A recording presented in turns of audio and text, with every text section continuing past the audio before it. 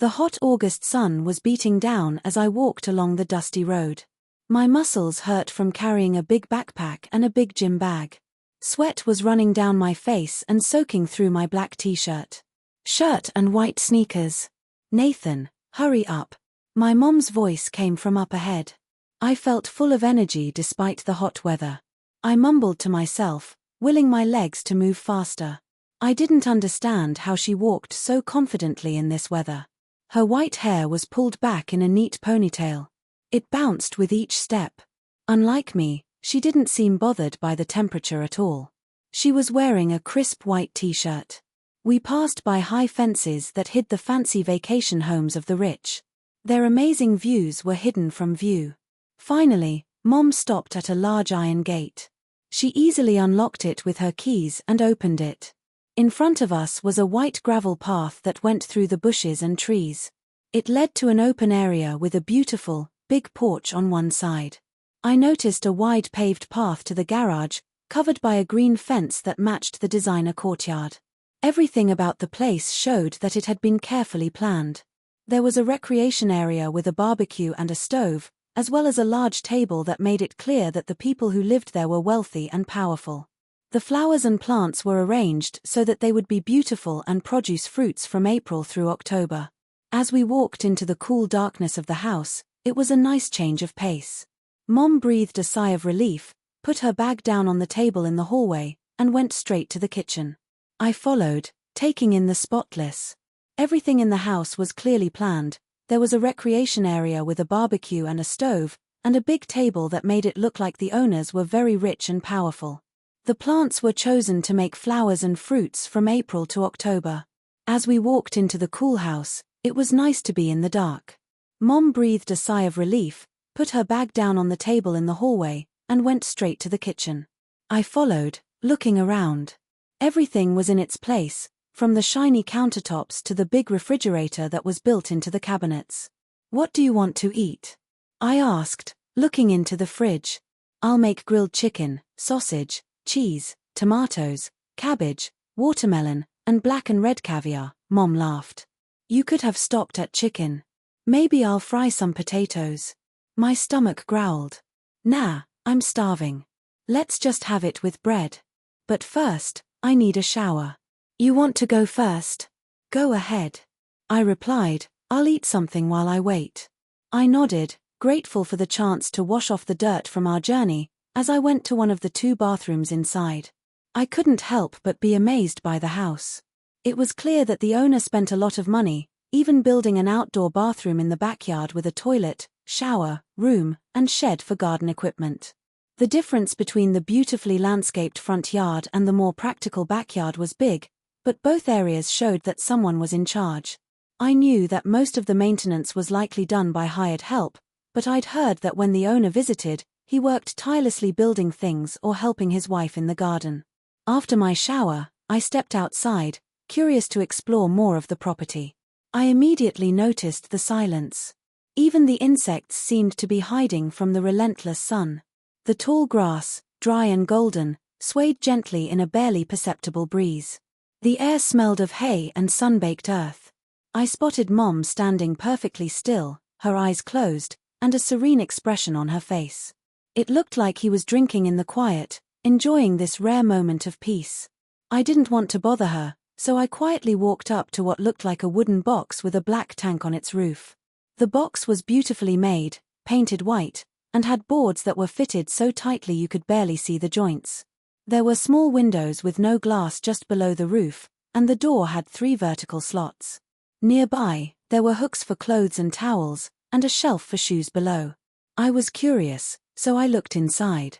The walls were covered in a warm-colored mosaic that showed BS in Roman baths. You could press a regulator on the wall would start the water flowing from the ceiling, not from a shower head. In the center of the cabin, there was a small area with shelves that held an array of gels, shampoos, and washcloths. I stepped back out, still amazed at the attention to detail. Then, I noticed Mom had disappeared.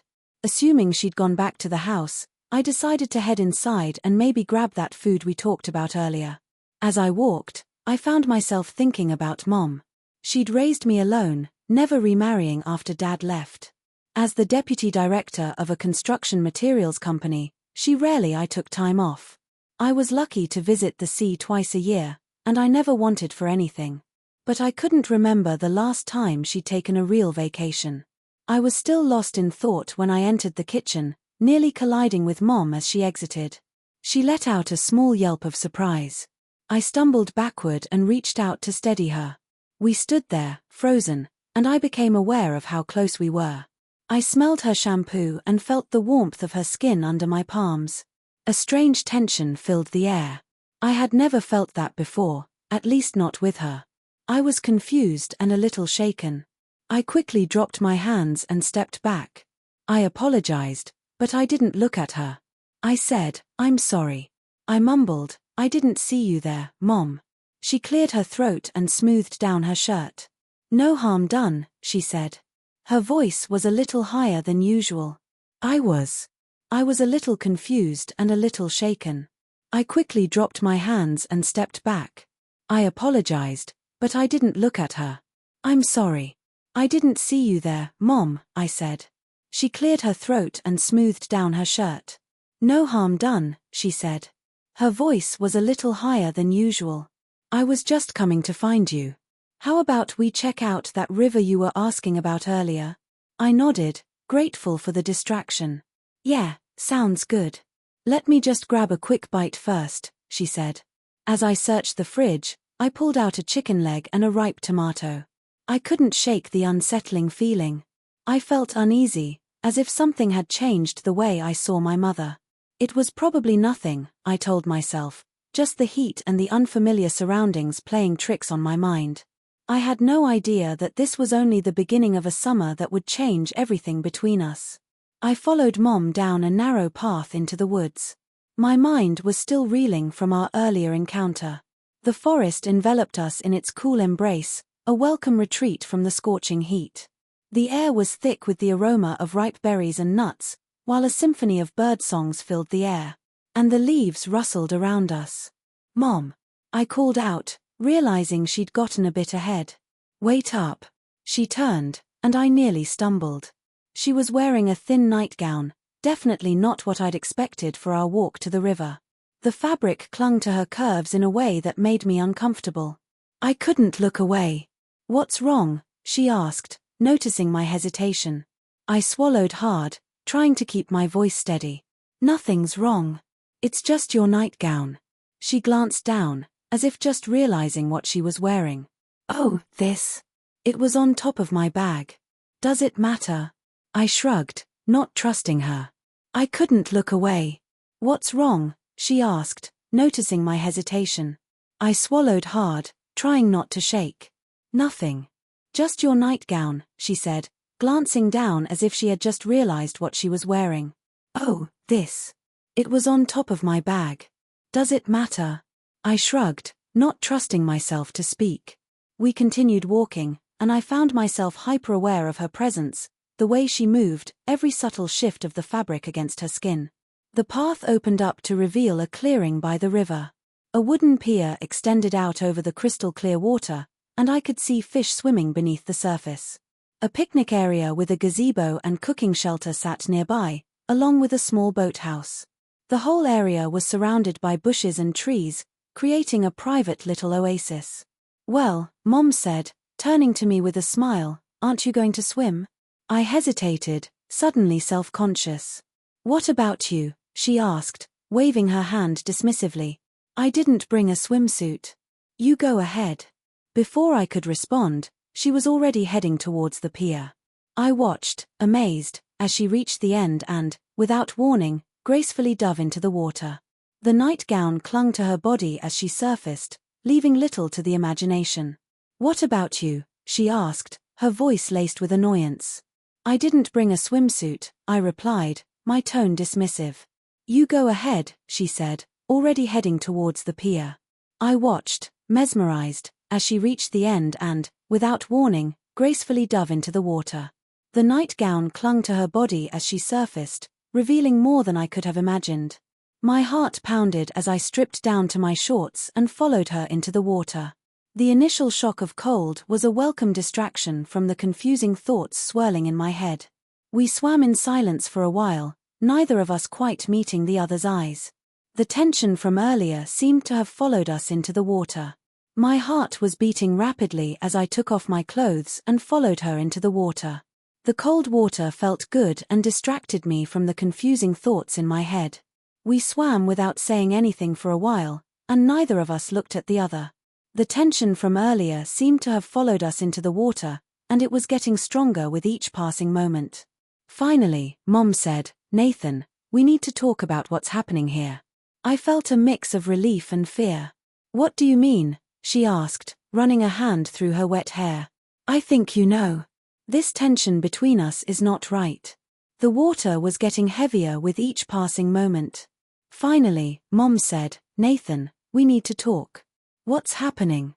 I asked, feeling a mix of relief and apprehension. "I think you know," she said, running a hand through her wet hair. "It's not right." I nodded, unable to form words. She was right. These feelings, whatever they were, couldn't be allowed to continue. We were mother and son. She continued, her voice barely above a whisper. "We can't." She trailed off, and I found myself moving closer, drawn by some force I couldn't understand or resist. We were so close now.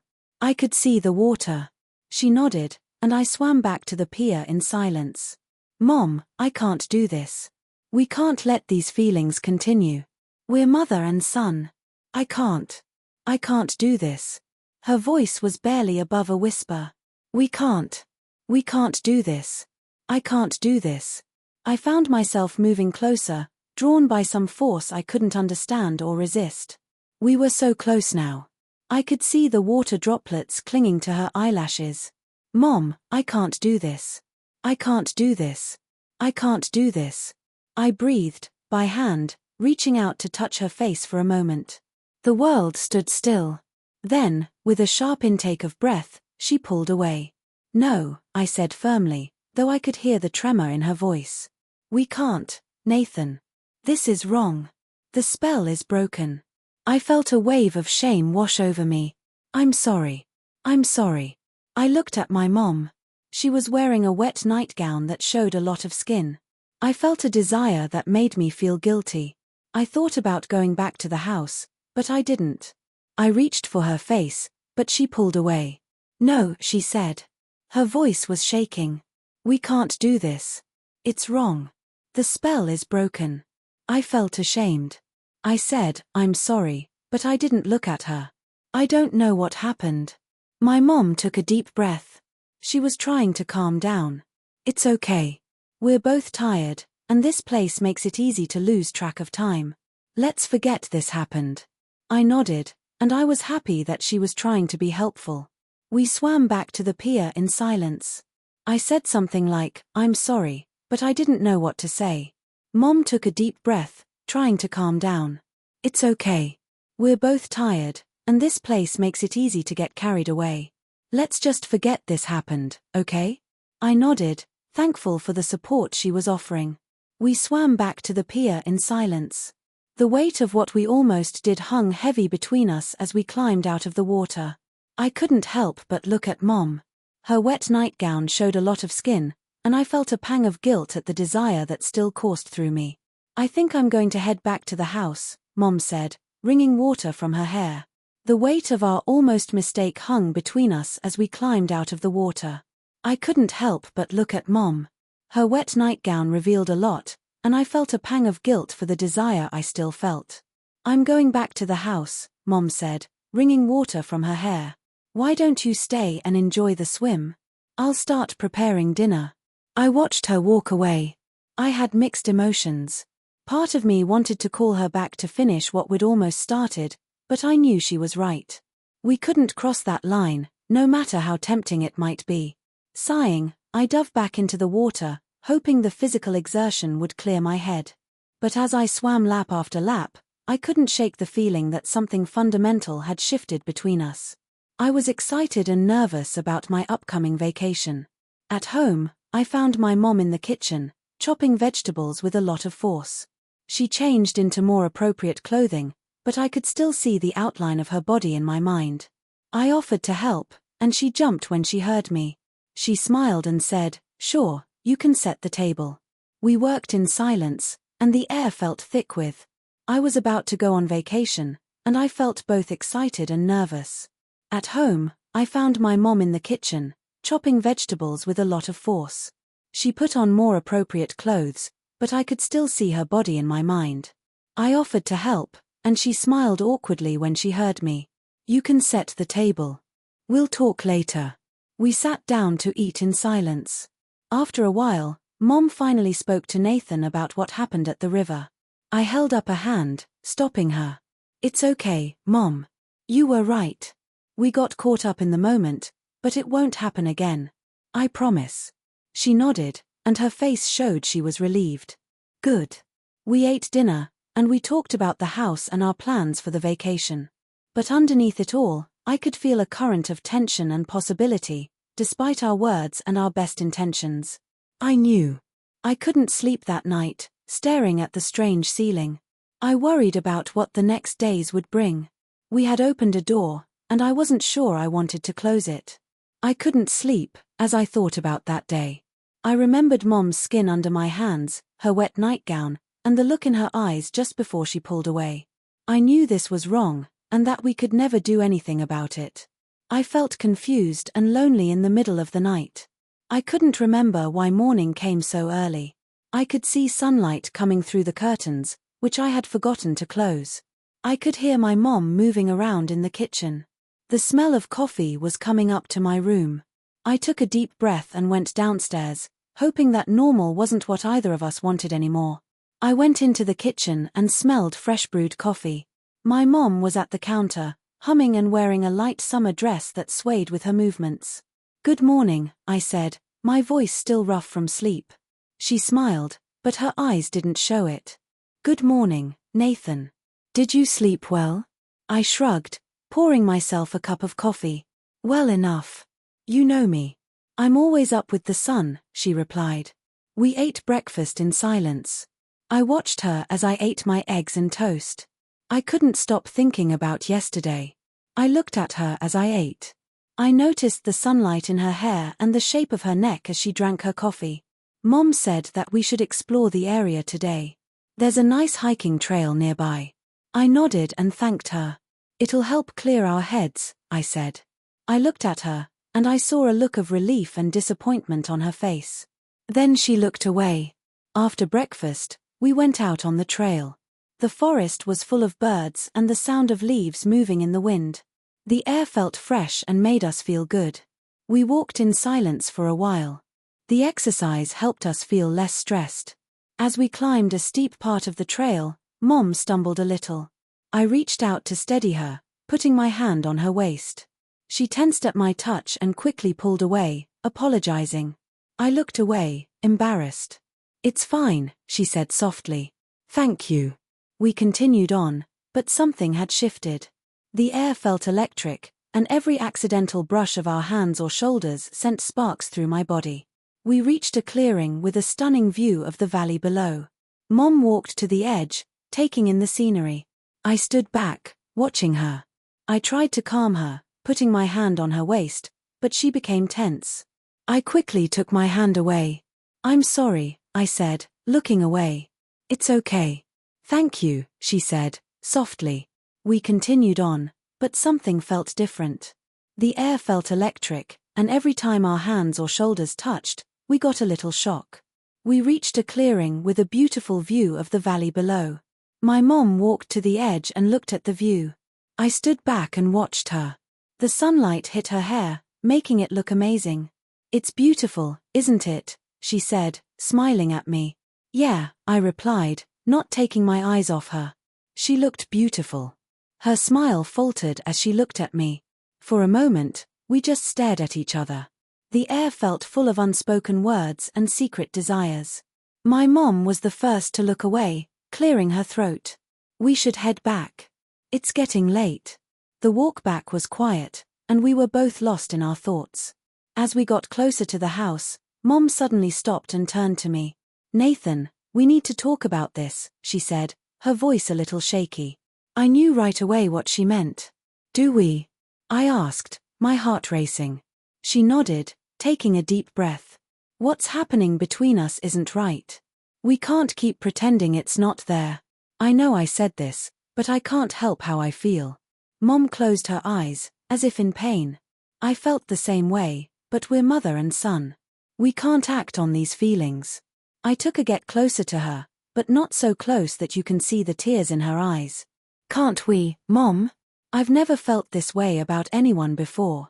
She looked up at me, and her eyes showed that she was upset. Nathan, please, we can't do this, she said. But even as she spoke, she didn't move away.